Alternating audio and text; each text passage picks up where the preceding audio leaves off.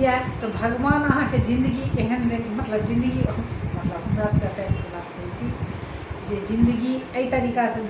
कोई समय में कोनो तरह टेंशन नहीं कोनो तरह नहीं आ गार्जियनो जतेक एखन धियापुता पर प्रेशर होइ छै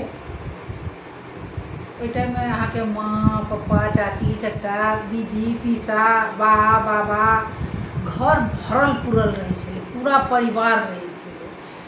ओहि परिवार के एगो आनंदे एगो अलग रहे छलै एखन की होइ छै तऽ माँ पप्पा आ बच्चा अगर दादा दादी अबितो छथिन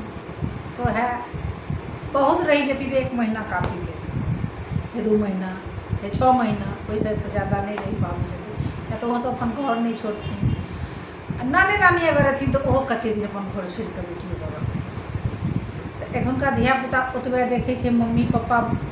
जे देखलक से आ हमसब जहन छोट रहिए हमर सबके जे बचपन बीतल छै तो पूरा परिवार नहीं कहिया भरा पूरा परिवार रहे छै समस्त परिवार के बीच में एकदम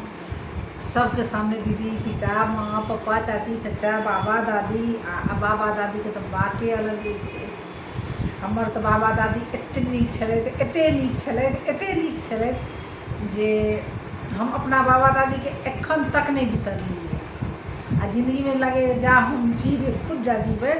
ता हम अपना बाबा या दादी के कहियो नहीं बिसरलिए कहियो नहीं